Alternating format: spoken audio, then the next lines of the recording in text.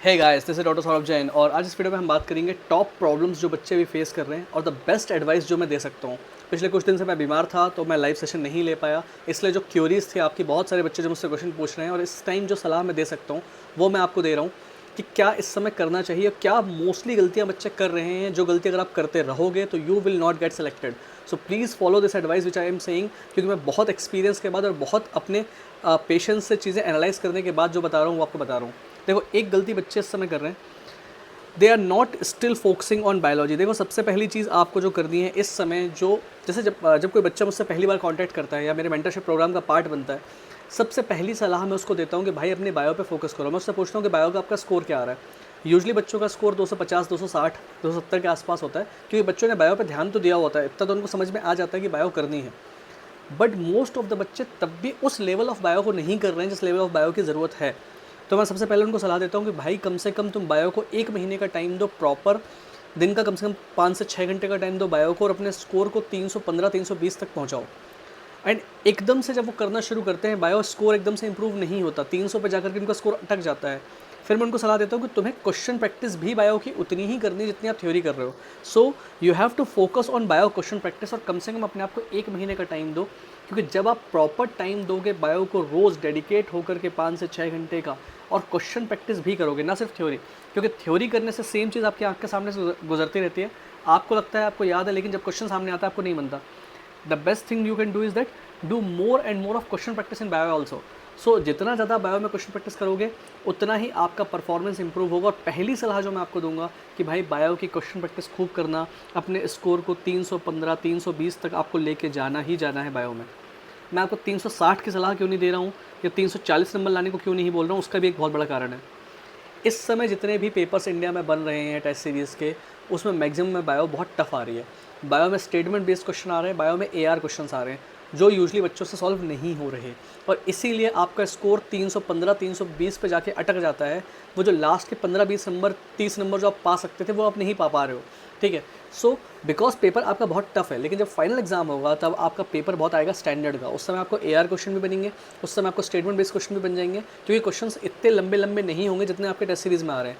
That is Y अगर आपका bio में स्कोर 315, 320 के पास जाके अटक जाता है, रुक जाता है, that is also okay. You are going in right direction.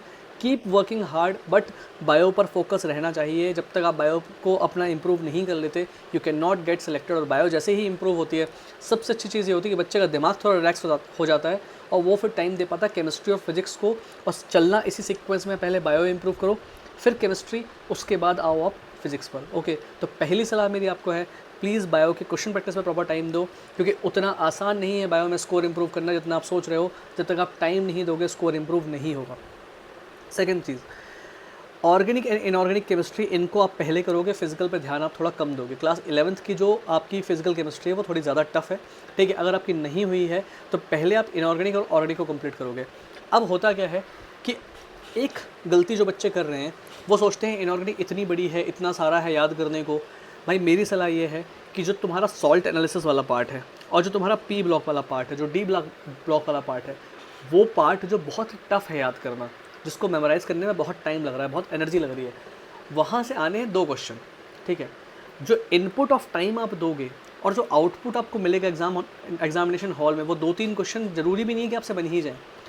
इतना टाइम वहाँ पर इन्वेस्ट मत करो। मतलब मेरी सलाह ये है कि अगर सॉल्ट एनालिसिस वाला पार्ट, पी ब्लॉक वाला पार्ट, डी ब्लॉक वाला पार्ट, वो जो एक्सट्रीम रटने वाले पार्ट हैं, अगर वो अभी तक आपने ढंग से नहीं किए हैं और आपको लगता है कि आपको ह्यूज अमाउंट ऑफ टाइम देना पड़ेगा, तब जाकर के वो चीज़ आपकी हो पाएगी, और उसके बाद भी कोई गारंटी नहीं है, तो आई वुड से कि लीव दोज पार्ट। आप इनऑर्गेनिक के 15 में से 3 क्वेश्चन के चक्कर में बाकी 12 का हिसाब ख़राब मत करो।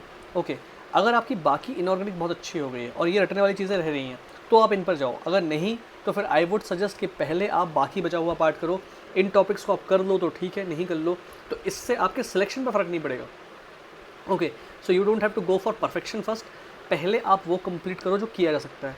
तो इनऑर्गेनिक एंड ऑर्गेनिक में आपको उन चीज़ों पर ज़्यादा फोकस करना है जो ईजिली हो जाएंगे। ओके, एक गलती और बच्चे कर रहे हैं, पास्ट ईयर पेपर्स को एनालाइज करो।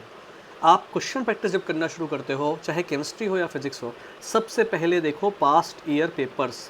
ठीक है, ये गलती बच्चे बार बार कर रहे हैं। भाई आप अगर टॉपिक्स देखना शुरू करोगे, अगर आप टॉपिक्स देखोगे कि केमिस्ट्री में कहाँ से क्वेश्चन पूछा हुआ है, तो आप पाओगे कि हर साल सेम टाइप के क्वेश्चंस रिपीट हो रहे हैं।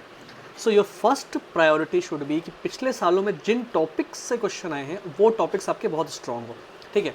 से फॉर एग्जाम्पल केमिकल बॉन्डिंग की बात करते हैं, मॉलिकुलर ऑर्बिटल थ्योरी से एक क्वेश्चन हर साल आता है, छोटा सा पोर्शन है, लिमिटेड क्वेश्चन है, लिमिटेड उसकी थ्योरी है, लेकिन उससे क्वेश्चन आता है हर साल एक। तो सबसे पहले आपकी रिस्पॉन्सिबिलिटी तो ये बनती है ना कि जिस टॉपिक से क्वेश्चन आ रहा है उस टॉपिक को ढंग से करके जाओ। मतलब जैसे मॉलिक्यूलर ऑर्बिटल थ्योरी है, एटलीस्ट वो आपको बहुत अच्छे से आता हो, उस पर कोई भी क्वेश्चन आ जाए आपको बन जाए। इसी तरह से अगर आप देखोगे आपके हाइब्रिडाइजेशन पर हर साल एक क्वेश्चन आ रहा है, एक से दो क्वेश्चन आ रहे हैं, ठीक है। अगर आप एटम वाले चैप्टर की बात करते हो तो रेडियस और एनर्जी पर आपका क्वेश्चन आता ही आता है। कोऑर्डिनेशन कंपाउंड से 2 से 3 क्वेश्चन आ रहे हैं। तो ये चैप्टर्स छोटे छोटे हैं, इनको करना आसान है, लेकिन इनकी क्वेश्चन आने की इनसे प्रोबेबिलिटी तो 100% हर साल ही आ रहा है, और क्वेश्चन भी ईजी होते हैं जो ईजिली हो जाते हैं। तो क्यों ना हम पहले उन टॉपिक्स पर जाएँ जो टॉपिक्स जिनको करना आसान है और जिनसे आउटपुट आपको ज़्यादा मिलना है, जहाँ से क्वेश्चन आने की गारंटी है, जहाँ से सेम टाइप का क्वेश्चन बार बार रिपीट हो रहा है। So first go after the high weightage topics. Physics पर मैं हाई वेटेज टॉपिक्स का ऑलरेडी एक वीडियो डाल चुका हूँ, केमिस्ट्री पे मैं बहुत जल्दी डाल दूंगा। So first go after the high weightage topics, उन टॉपिक्स की क्वेश्चन प्रैक्टिस ज़्यादा करनी है। And in this way if you approach the subject, आपको कम टाइम में परफॉर्मेंस ज़्यादा तेज़ी से इंप्रूव होते हुए मिलेगा। So in inorganic and organic chemistry, first not only you have to go after them first, physical बाद में, एंड उसमें भी पहले आपको देखना है PYQs में क्या पूछा गया है, ओके। एंड रटने वाला पोर्शन जो salt analysis and P block है, इसको फॉर द टाइमिंग आप ड्रॉप कर सकते हो अगर आपके पास अभी टाइम नहीं है तो, ठीक है। एक चीज़ चाहे आपकी केमिस्ट्री हो चाहे फिजिक्स हो, वहाँ पर भी वही स्टेटमेंट एंड QR क्वेश्चन बहुत परेशान कर रहे हैं। Let me tell you one thing, जो कोचिंग वाले बना रहे हैं स्टेटमेंट और QR क्वेश्चन बहुत टफ है। इतने टफ क्वेश्चन एग्जाम में आने की, फाइनल एग्जाम में आने की प्रोबेबिलिटी बहुत कम है, ठीक है। तो इसलिए उनके कारण अगर आपका स्कोर डाउन हो रहा है तो ऐसा मत करने निकल जाना कि तुम अलग से पूरी कोई टेस्ट सीरीज़ ज्वाइन कर लो जहाँ पे सिर्फ स्टेटमेंट बेस्ड क्वेश्चन ही आने हो, या जहाँ पे सिर्फ QR ही आना हो। क्योंकि खास करके बायो में जो लोग स्टेटमेंट बेस्ड और QR बेस्ड क्वेश्चन के पीछे पढ़ रहे हैं, ठीक है, AR बोल रहा हूँ, QR बोल रहा हूँ, AR एजर्शन रीजन क्वेश्चन के पीछे जो बच्चे पढ़ रहे हैं, जो लोग अभी स्टेटमेंट और एजर्शन रीजन क्वेश्चन के पीछे पढ़ रहे हैं, I am telling you one thing, you are changing your whole strategy. आपको वन लाइनर्स पर, सिंपल क्वेश्चंस पर बायो के ज़्यादा फोकस करना है। रटने वाली आपकी जो रिटेंशन वाली चीज़ है वो आपको पहले क्लियर होनी चाहिए। स्टेटमेंट क्वेश्चन जो होगा और जो AR क्वेश्चन होंगे वो इतने टफ नहीं आएंगे जितने टेस्ट सीरीज़ में आ रहे हैं। तो अगर आप लोग अलग से दिन में घंटों का टाइम दे रहे हो स्टेटमेंट और AR बेस्ड क्वेश्चन पे, चाहे वो बायो हो, चाहे फिजिक्स हो, चाहे केमिस्ट्री हो, you are going in wrong direction. तो don't go after those things जिनके सक्सेस होने की प्रोबेबिलिटी बहुत कम है लेकिन टाइम कंजम्पशन बहुत ज़्यादा है। Go for moderate level of question bio, that is sufficient enough. Statement और AR के पीछे बहुत ज़्यादा मत पढ़ो, ठीक है। Do important chapters in physics first. Physics के इंपॉर्टेंट चैप्टर्स की लिस्ट में ऑलरेडी दे चुका हूँ। अगर आप क्लास 12th की फिजिक्स को ढंग से कर लेते हो, खास करके उन टॉपिक्स को जहाँ से क्वेश्चन आ रहे हैं, क्लास 11th में लिमिटेड टॉपिक्स हैं जहाँ से ज़्यादा क्वेश्चन आते हैं। एक ग्रेविटेशन हो गया, आपका SHM हो गया, आपका यूनिट्स एंड डायमेंशंस हो गया, इसके अलावा आपका थर्मोडायनेमिक्स वाला पार्ट हो गया। इन 3-4 चैप्टर्स को ढंग से कर लेते हो तो अगर आपके 11th फिजिक्स से 25 क्वेश्चन आते हैं तो उसमें से आपको 7 से 8 क्वेश्चन बन जाएंगे, एंड बाकी पूरा पोर्शन आपको करना है क्लास 12th का। So in physics also go after first the important chapters, उसके बाद क्लास 11th के वो जो इतनी टफ वाली फिजिक्स है उसके पीछे आप जाओ। अगर आपको पहले से आपकी फिजिक्स बहुत अच्छी है then that is a different thing, but अगर आप पहले से आपकी फिजिक्स अच्छी नहीं है तो मैं आपको प्रायोरिटी में यही कहूँगा कि पहले क्लास 12th की फिजिक्स करो, 11th के लिमिटेड टॉपिक्स करो, उसके बाद आप जाओ बचे हुए फिजिक्स पर, okay. In this way if you approach, तब फिजिक्स में आप ज़्यादा अच्छा परफॉर्म कर पाओगे। इवन अगर आपकी फिजिक्स बहुत अच्छी भी है तो make sure while looking at past year questions that जो सबसे इंपॉर्टेंट टॉपिक्स थे वो आपने कवर किए हैं कि नहीं। लॉजिक गेट वगैरह ऐसा ना हो कि आप सब कुछ पूरी 11th की मैकेनिक्स तो बहुत अच्छे से कर ले जाओ और लॉजिक गेट वगैरह जो सिंपल टॉपिक्स है वही आपसे एग्जाम में क्वेश्चन ना बने, क्योंकि हर साल ऐसा होता है, ठीक है। So just as I said, do not focus on 11th physics, it's not that important for right now. आपको पहले से आती है तो बहुत अच्छी बात है, नहीं तो कोई बात नहीं, ठीक है।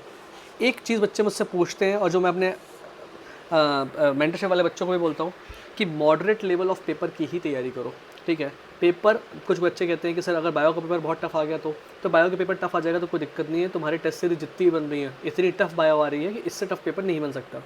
सर केमिस्ट्री का पेपर टफ आ गया तो JEE का पेपर जैसा टफ आया था तो केमिस्ट्री का पेपर टफ आ गया, तो देखो यार केमिस्ट्री अगर तुम बहुत अच्छी प्रिपेयर करके जा रहे हो ना तो पेपर कितना ही टफ आ जाए 20-25 क्वेश्चन तुम तब भी कर लोगे केमिस्ट्री का। अब बात ये आ जाती है कि सर हम ना केमिस्ट्री पे तो बहुत फोकस कर रहे हैं, बायो पे बहुत फोकस कर रहे हैं, फिजिक्स पर हम बहुत ज़्यादा फोकस कर नहीं रहे क्योंकि टाइम नहीं है, कहीं ऐसा ना हो फिजिक्स का पेपर बहुत ईजी आ जाए। ठीक है, और केमिस्ट्री का पेपर बहुत टफ आ जाए, क्योंकि केमिस्ट्री पढ़ के गए और केमिस्ट्री का पेपर पता चला टफ आ गया तो उससे 25 क्वेश्चन ही बने, 20 क्वेश्चन ही बने। और फिजिक्स के क्वेश्चन पेपर अगर बहुत ईजी आ गया लेकिन हम फिजिक्स पढ़ के ही नहीं जा रहे हैं या बहुत कम पढ़ के जा रहे हैं, तो कहीं ऐसा ना हो कि वहाँ स्कोर कर सकते थे और स्कोर ना कर पाए। तो देखो, फिजिक्स का एक सिंपल सा तुम्हें चीज़ बताता हूँ।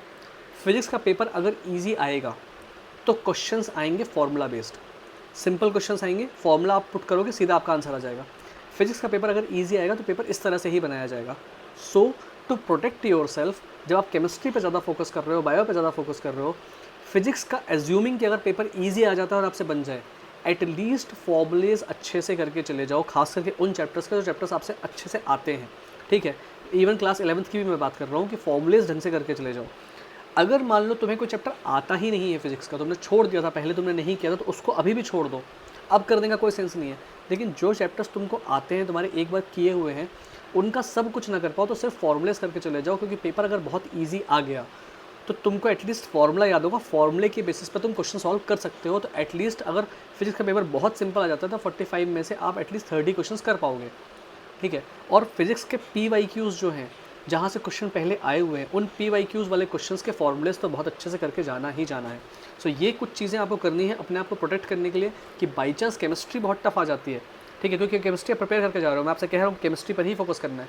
एंड अगर मान लो फिजिक्स बहुत ईजी आ जाती है तो फिजिक्स के एटलीस्ट आपको फॉर्मूलेज आते हों और PYQs आपके किए हुए हों, ये दो चीज़ें आपकी की हुई होंगी, तो फिजिक्स का पेपर आप थोड़ा बहुत मैनेज कर लोगे।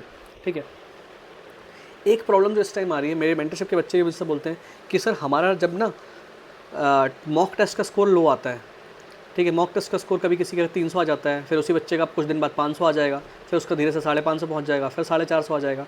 सो क्या हो रहा है, मॉक टेस्ट का स्कोर बहुत कुछ डिपेंड करता है आपका पेपर का लेवल क्या है। पेपर टफ आएगा, आपका मॉक टेस्ट का स्कोर ड्रॉप होगा, पेपर ईजी आएगा, आपका स्कोर अपने आप इंप्रूव हो जाएगा। इसलिए मॉक टेस्ट को केवल एक आप अपने आप को तैयारी देखने के लिए आप यूज़ कर सकते हो। मॉक टेस्ट के चक्कर में बहुत ज़्यादा इस चीज़ को लेकर के बिल्कुल गांठ नहीं बांध लेनी है कि जो मॉक टेस्ट में स्कोर आया वही मेरा स्कोर है। ठीक है, आपको अभी 2 महीने का टाइम बचा हुआ है, मॉक टेस्ट पर बहुत ज़्यादा ध्यान नहीं देना है, मॉक टेस्ट के स्कोर पर, अपनी तैयारी पर बहुत ज़्यादा ध्यान देना है, क्योंकि मॉक टेस्ट का score is not a true measure of your actual preparation. बहुत सारे बच्चे ऐसे हैं, इंक्लूडिंग मी, जिनका मॉक टेस्ट में 300-300 नंबर आते थे, लेकिन जब फाइनल एग्जाम में परफॉर्म किया तो परफॉर्मेंस बहुत अच्छा था, because I always focused on कि मेरी थ्योरी ढंग से हो जाए। मेरा ये फोकस था कि मुझे किसी टेस्ट सीरीज़ के चक्कर में अपना बना बनाया मोमेंटम थ्योरी का नहीं डिस्टर्ब करना है। That is why don't give mock test, वहाँ से अपनी गलतियाँ सीखो, लेकिन मॉक टेस्ट के लेवल से बहुत ज़्यादा आपकी परफॉर्मेंस आपको ऊपर नीचे होते हुए दिखेगी, इसलिए बहुत ज़्यादा उसके चक्कर में पड़ो मत कि अगर कभी परफॉर्मेंस ख़राब हो जाए तो आप बिल्कुल ही डिप्रेस हो जाओ कि नहीं मेरा तो होगा ही नहीं, है ना। दूसरी चीज़ तो देखो, ये एक मॉक टेस्ट का स्कोर। दूसरी बात, जो लोग होते हैं, आप इधर उधर लोगों की बातें सुनते होंगे, किसी के मॉक टेस्ट में 500 आ रहे हैं, किसी के 550 आ रहे हैं, किसी के 600 आ रहे हैं, और आपको लगता है मेरे तो नहीं आ रहे इतने। भाई, लोग झूठ बहुत बोलते हैं, ऑनलाइन लोग बहुत झूठ बोलते हैं, और आप शायद हो सकता है कि दिन में 2-4 लोगों से डील करते हो, मैं दिन में कम से कम 20-25 लोगों से डील करता हूँ, और रोज़ मुझे नए लोग मिलते हैं। जब बच्चा मुझे बोलता है कि सर मेरा स्कोर 600 आ रहा है, तो मुझे ना बहुत प्रोब करना पड़ता है, तब जाके मैं समझ में आ पाता है कि सही बोल रहा है कि झूठ बोल रहा है। क्योंकि मुझे अभी तक अपने एक्सपीरियंस में पिछले 1.5-2 साल में बहुत रेयर ही बच्चे ऐसे मिले हैं जो बहुत एक्सट्रीमली इंटेलिजेंट हो। मैक्सिमम लोग 400, 500, 550 के आसपास आके अटक जाते हैं। ये जेन्यून बच्चे हैं जो मेहनत कर रहे हैं, जो अच्छा परफॉर्म कर लेंगे फाइनल एग्जाम में। लेकिन बहुत एक्स्ट्रा ऑर्डिनरी इंटेलिजेंट जो लोग, आपको जैसे मैं कभी लाइव सेशन लेता हूँ तो लोग आ जाते हैं ना स्कोर बताने के लिए, बहुत सारे लोग बहुत झूठ बोल रहे होते हैं। So please don't go after them, and किसी और की तैयारी देख करके मत चलो यार। इसीलिए मैं हरदम लोगों को सलाह देता हूँ कि लास्ट के 2 महीने में अपने आप को आइसोलेट कर लो। ना तुम्हें किसी का मॉक टेस्ट स्कोर देखना है और ना तुम्हें किसी से बात करनी है। इवन अपने खुद के मॉक टेस्ट स्कोर को देख करके अगर तुम्हें बहुत ज़्यादा डिप्रेशन होता है, डर लगता है, तो मॉक टेस्ट देना बंद कर दो, क्योंकि लास्ट के 1 महीने में खास करके मेंटल बैलेंस बनाना बहुत ज़रूरी है। आप अपना स्कोर नहीं देखोगे, आपका काम चल जाएगा, लेकिन अगर आपके मन से आप हार गए और आपको लगा कि आपका नहीं होगा, तो फिर आप तैयारी करना छोड़ दोगे, और ये चीज़ आपके फाइनल एग्जाम के रिजल्ट में दिखेगी। इसलिए मॉक टेस्ट ज़रूरी है, पर इतने ज़रूरी नहीं है कि उससे आप डिप्रेस हो जाओ और पढ़ाई ही छोड़ दो। Okay, so isolate yourself from this world. ठीक है, इन ऐसे लोगों से दूर कर लो अपने आप को जिनसे आपको पता है कि पढ़ाई ख़राब होती है। और लास्ट के 2 हफ्ते में कोई टेस्ट सीरीज़ नहीं देनी है। आपका स्कोर अच्छा आएगा, आपका कॉन्फिडेंस बढ़ेगा, हो सकता है ना भी बढ़े, लेकिन स्कोर आपका ख़राब आएगा, आपको बहुत ज़्यादा आपका मेंटल ब्रेकडाउन होगा और मेंटल आपका पीस ख़राब होगा। और लास्ट के 2 हफ्ते होते हैं सिर्फ और सिर्फ अपनी थ्योरी रिवाइज़ करने के लिए, जो इंपॉर्टेंट चीज़ें हैं वो रिवाइज़ करने के लिए। लास्ट के 2 हफ्ते टेस्ट सीरीज़ देने के लिए नहीं होते हैं। सो लास्ट के 2 हफ्ते का टाइम बिल्कुल उस समय आपको केवल बायो, केमिस्ट्री, फिजिक्स के फॉर्मूले यही करना है, इस तरह से ही चलना है। तो इन दिस वे ये वो सलाह है जो मैं आपको देना चाहता हूँ अभी लास्ट के 2 महीने में। Please follow this advice and आपको परफॉर्मेंस आपका इंप्रूव होते दिखेगा। दुनिया को देख के नहीं चलना, ये तुम्हारी तैयारी है, अपने आप को देख करके चलो। प्लीज़ प्लीज़ प्लीज़, तुम किसी भी कंडीशन में हो, चाहे 300 नंबर तुम्हारे आ रहे हो, चाहे 400 आ रहे हो, चाहे 500 आ रहे हो, इस टाइम लगे रहना है, यू मे गेट सेलेक्टेड। ठीक है, जो जिनके 600 आ रहे हैं उनको देख के मत चलो। 300 नंबर वाला भी अभी 2 महीने में मेहनत करके 500 तक पहुंच सकता है, and 500 number is good enough to get a medical college in through state quota. ठीक है, बहुत सारे बच्चे जिनको कम कट ऑफ के रिक्वायरमेंट है, उनका स्कोर भी अच्छा है, लेकिन तब भी पता नहीं क्यों डिप्रेस है। बच्चे इतना डिप्रेस क्यों, मुझे समझ में ही नहीं आ रहा। जो लोग बहुत अच्छा परफॉर्म कर रहे हैं वो भी क्यों डिप्रेस है, मुझे समझ में नहीं आ रहा। मतलब क्यों आपने इतना हाई टारगेट सेट किया हुआ है कि आपको लगता है कि आप कभी उसको अचीव ही नहीं कर पाओगे।